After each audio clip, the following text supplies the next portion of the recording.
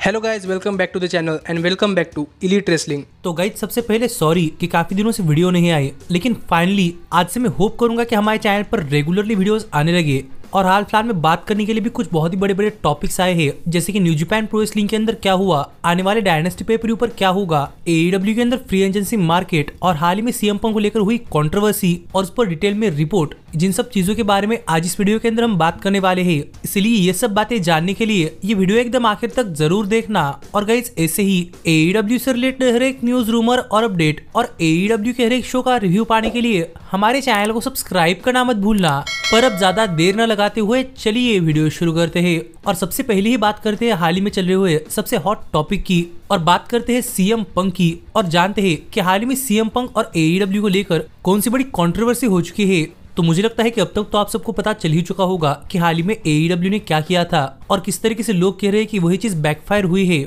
और मैं इस पर मेरा स्टैंड बताने से पहले हो सके तो इस क्लिप को आपके साथ शेयर करना चाहूंगा। और इससे पहले मैं आपको यहाँ पर एक कॉन्टेक्स्ट बता दूं कि गाइस हाल फिलहाल में रेसलमेनिया वीकेंड चल रहा था, जहां पर रेसलमेनिया वीकेंड पर जब सीएम पंक एरियल हवानी के साथ एक इंटरव्यू कर रहे थे, तो इस इंटरव्यू के अंदर सीएम पंक ने एईडब्ल्यू के बारे में काफी सारी चीजें बोली थी, जो चीजें कंपनी को नेगेटिव तरीके से अफेक्ट कर रही थी, जिस वजह से टोनी खान सीएम पंक पर काफी ज्यादा ट्रिगर हुए थे। और इसीलिए टोनी खान ने सीएम पंक की फुटेज रिवील करने का डिसीजन बनाया था कि सीएम पंक ने कंपनी के अंदर क्या किया है, जो तो पहली बात रही। लेकिन ऐसे ही रेसलमेनिया वीकेंड पर डब्ल्यूडब्ल्यूई ने एईडब्ल्यू पर शॉट्स लेते हुए कई सारी चीजें की थी, लेकिन गाइस जो एक्चुअल मेन शो पर नहीं थी, वो बैकस्टेज इंटरव्यूज और कई सारे पॉडकास्ट के अंदर की थी। पर यहाँ पर मुझे लगता है कि टोनी खान ने अपने तरफ से जो चीज की है वो थोड़ी फार स्टूपिड तो है, क्योंकि डब्ल्यूडब्ल्यूई ने ये सब चीजें उनके मेन प्रोग्राम पर नहीं बल्कि सोशल मीडियाज पर की थी। पता नहीं कैसे, लेकिन टोनी खान ने इन सब चीजों को पर्सनली लिया और टोनी खान ने लास्ट डायनामाइट शो पर सीएम पंक की फुटेज एयर कर दी, जहां पर हमें दिखाई दिया कि ऑल इन पेपरव्यू पर सीएम पंक और जैक पेरी इन दोनों के बीच में बैकस्टेज में क्या हुआ था। और आप इस क्लिप के अंदर देख ही सकते हैं कि जैक पेरी के मैच के बाद सीएम पंक ने यहाँ पर जैक पेरी को अप्रोच किया था और इनके बाद इन दोनों के बीच में थोड़े बार हीटेड आर्गुमेंट्स हुए, जहां पर सीएम पंक ने जैक पेरी को धक्का दे दिया और सीएम पंक जैक पेरी को चोक करने का ट्राई कर रहे थे। और यहाँ पर लोग कह रहे हैं कि टोनी खान इस फुटेज के अंदर कहीं पर है ही नहीं, और टोनी खान कह रहे थे कि टोनी खान को लग रहा था कि उनकी लाइफ डेंजर के अंदर है। लेकिन गाइज मैं आपको ध्यान से देखने के लिए कहूंगा कि आप यहाँ पर वॉल के पीछे देखोगे तो आपको टोनी खान का हाथ दिखाई देगा। और इसके बाद सीएम पंक टोनी खान के ऊपर भी चिल्लाते हुए गए थे, जिस चीज से टोनी खान ने कहा था कि टोनी खान को लगा था कि उनकी लाइफ डेंजर के अंदर है, क्योंकि CM Punk directly Tony Khan पर चिल्लाते हुए गए थे। ये तो रही पहली बात, लेकिन इसके बाद सीएम पंक गुस्से में हाथ चले गए, वो भी सही है। पर फिर एक बार मुझे लगता है कि टोनी खान की ये भी गलती है कि टोनी खान ने यहाँ पर सीएम पंक को उन्हें बार बार वार्न करने के बावजूद भी कई सारी चीजों पर एक्शन नहीं लिया, जो मुझे लगता है कि टोनी खान की तरफ से काफी बड़ी गलती है। और मुझे लगता है कि टोनी खान को एज ए नाइस गाय नहीं बल्कि एज ए बॉस काम करना चाहिए, जहां पर सब लोगों के लिए रूल्स सेम होने चाहिए। और टोनी खान के हाथ में इतनी तो पावर है कि कोई टोनी खान के डिसीजन के खिलाफ तो नहीं जाएगा।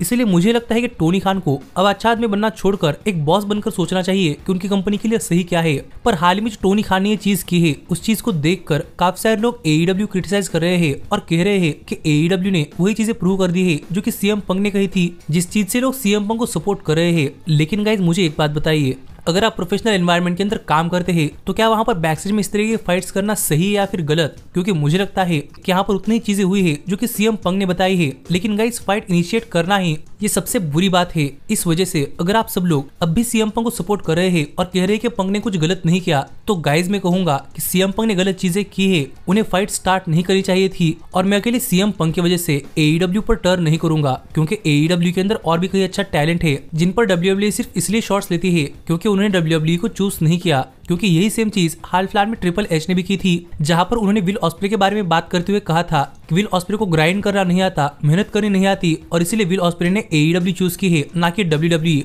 जो बातें ट्रिपल एच ने विल ऑस्प्रे के बारे में कही थी, और इसका जवाब देते हुए विल ऑस्प्रे ने नेशनल टेलीविजन के ऊपर आकर कहा था कि ट्रिपल एच अपने पोजीशन के अंदर सिर्फ इसलिए है क्योंकि वो स्टेफनी मैकमैन को ग्राइंड कर रहा था, यानी एक तरीके से उन पर मेहनत कर रहा था। इसीलिए ट्रिपल एच विल ऑस्प्रे को ना बताए कि विल ऑस्प्रे क्या कर रहे हैं और उन्हें क्या करना चाहिए। और ऑस्प्रे की इस बात से गाइस मैं डेफिनेटली एग्री करता हूँ, क्योंकि ऑस्प्रे ऐसे रेसलर है जो अपने खुद के दम पर अपनी खुद की मेहनत से डब्ल्यूडब्ल्यूई के बाहर पॉपुलर हुए हैं। इसलिए मैं विल ऑस्प्रे की बातों से डेफिनेटली एग्री करता हूँ कि ट्रिपल एच को विल ऑस्प्रे को नहीं बताना चाहिए कि विल ऑस्प्रे क्या कर सकते हैं। और मैं ये सब चीजें इसके बावजूद बोल रहा हूँ जबकि मेरे all time favourite wrestler triple H है। इसलिए ये मत सोचना कि मैं डब्ल्यूडब्ल्यूई को हेट करता हूँ, मेरे all time favourite wrestler triple H है। पर ट्रिपल एच ने शुरुआत में काफी गलत बात कर दी थी, पर विल ऑस्प्रे ने भी गलत किया कि विल ऑस्प्रे ने नेशनल टेलीविजन पर ट्रिपल एच को कॉल आउट किया और आपको तो पता ही होगा कि इसके बाद रेना पैकेट उतनी खुश नहीं दिखाई दे रही थी और प्रॉब्लली मुझे लग रहा था कि वो क्यों इस पोजीशन के अंदर है, पर मुझे नहीं लगता कि ये बात इतना बड़ा इशू होगी। लेकिन इसके साथ ही जब हमने डायनामाइट शो पर देखा था कि यंग बक्स सीएम पंक का फुटेज रिवील कर रहे थे, तो उसके बाद टोनी शिवानी का रिएक्शन देखकर भी लोग कह रहे थे कि टोनी शिवानी को लग रहा है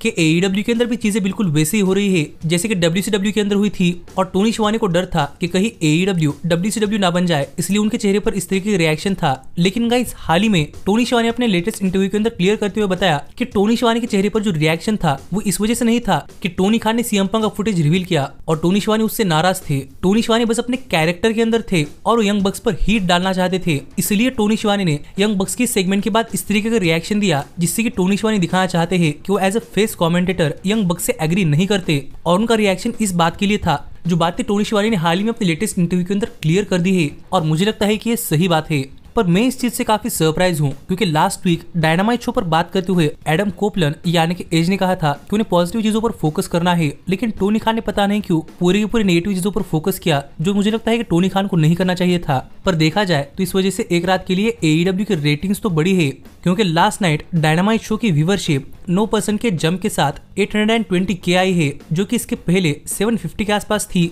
इसलिए हम कह सकते हैं कि इस कंट्रोवर्सी से AEW की व्यूवरशिप तो बढ़ी है, लेकिन कंपनी पर काफी नेगेटिव इंपैक्ट भी पड़ा है। इसलिए मुझे लगता है कि AEW को अब इन सब चीजों को भूलकर आगे बढ़ना चाहिए। जिस पर आपका क्या कहना है आप मुझे कमेंट कर बताइए, और मैंने भी अपना स्टैंड क्लियर कर दिया है। पर फिलहाल के लिए हम आगे बढ़ते हैं और जरा बात करते हैं मैट हार्डी की, क्योंकि गाइस आपको तो पता ही होगा कि मैं मैट हार्डी के बारे में अपडेट्स देते हुए आपको बता रहा था कि मैट हार्डी का AEW के साथ कॉन्ट्रैक्ट एक्सपायर होने वाला है और AEW और मैट हार्डी एक नए डील के ऊपर बात कर रहे थे। लेकिन गाइस सरप्राइजिंगली मैट हार्डी और AEW एक नए डील के ऊपर एग्री नहीं कर पाए और मैट हार्डी का AEW के साथ कॉन्ट्रैक्ट ऑफिशियली खत्म हो चुका है। और इस वीक मंडे नाइट रॉ पर जब न्यू डे के एंट्रेंस चलने के दौरान हमें एक ग्लिच दिखाई दिया था, तो उस ग्लिच के अंदर एक QR कोड था जो स्कैन करने के बाद हमें ये चीज दिखाई दे रही थी। और सरप्राइजिंगली ये वीडियो मैट हार्डी ने अपने सोशल मीडिया हैंडल्स पर शेयर की है, जो देखकर काफी सारे लोग स्पेकुलेट कर रहे हैं कि मैं शायद अब मैट हार्डी AEW के साथ कॉन्ट्रैक्ट एक्सपायर होने के बाद WWE के अंदर जाते हुए दिखाई दे सकते हैं। और गाइस अगर ऐसा होता है तो ये तो मेरे लिए काफी सरप्राइजिंग चीज होगी कि मैट हार्डी AEW छोड़कर फिर एक बार WWE के अंदर गए। पर रिपोर्ट्स हमें फिलहाल में बता रही है कि उनका AEW के साथ कॉन्ट्रैक्ट ऑफिशियली एक्सपायर हो चुका है। तो देखना पड़ेगा कि आगे मैट हार्डी क्या करते हैं, कि क्या सच में WWE के अंदर लौटने वाले हैं या फिर वो सिर्फ फैंस के साथ मजाक कर रहे हैं। पर फिलहाल के लिए हम आगे बढ़ते हैं और जरा बात करते हैं हाल ही में हुए न्यू जापान प्रो रेसलिंग की विंडी स्टे राइट पेपरव्यू की। और गाइज मुझे लगता है कि मैंने आपको फ्लो में कहा था कि शायद ये पेपरव्यू हो चुका है, लेकिन गाइज ये पेपरव्यू इसी वीक हुआ है, जहां पर हमें इस पेपरव्यू पर जंगल बॉय शिकागो के अंदर रेसल करते हुए दिखाई दिए, जो कि सीएम पंक का होम टाउन है। और सरप्राइजिंगली सीएम पंक के होम टाउन के अंदर यहाँ पर लोग जंगल बॉय को सपोर्ट कर रहे थे, जो मेरे लिए काफी सरप्राइजिंग चीज रही। पर इसके बावजूद भी जंगल बॉय ने विंडी स्टे राइट पेपरव्यू पर अच्छा खासा मैच दिया और शोटा इमोनी को इस मैच के अंदर हरा दिया, जो कि जंगल बॉय की शिकागो के अंदर पहली विक्ट्री थी। पर इसके साथ ही हमें जॉन मॉक्सली भी NJPW वर्ल्ड हेवीवेट चैंपियनशिप के लिए टेक्सुया नाइटो को फेस करते हुए दिखाई दिए, जहां पर ये मैच सच में काफी हार्ड हिटिंग और काफी जबरदस्त मैच रहा। पर मुझे सबसे ज्यादा सरप्राइज इस मैच की रिजल्ट ने किया, क्योंकि मॉक्सली ने टेक्सुया नाइटो को यहाँ पर NJPW वर्ल्ड हेवीवेट चैंपियनशिप के लिए हरा दिया है और जॉन मॉक्सली बन चुके हैं NJPW वर्ल्ड हेवीवेट चैंपियन, जो चीज तो मैंने कभी एक्सपेक्ट नहीं की थी। लेकिन गाइस अब John Moxley NJPW world champion बन चुके हैं, तो देखने के लिए मजा आएगा कि आगे उनके साथ क्या होता है। पर ये कुछ लास्ट वीक हुई बड़ी बड़ी चीजें थी जिसके बारे में बात करना चाहता था, और सॉरी शोज की रिव्यू वीडियो नहीं आए, पर मैं इस वीक से हर एक रेगुलर वीडियो लाने वाला हूँ। तो ऐसे ही AEW से रिलेटेड हर एक न्यूज रूमर और अपडेट और AEW के हर एक शो का रिव्यू पाने के लिए हमारे चैनल को सब्सक्राइब करना मत भूलना। लेकिन अब मैं मिलता हूँ आपसे अगली वीडियो के अंदर, पर तब तक stay healthy, stay happy and keep watching elite wrestling. Hey, did you like that video? Click the screen for more. And where do you think you're going? Check out our official merchandise page and to support the entire cast. And thanks so much for being the elite. The elite, the elite. What, Nick, you're not going to sing it all with me this time?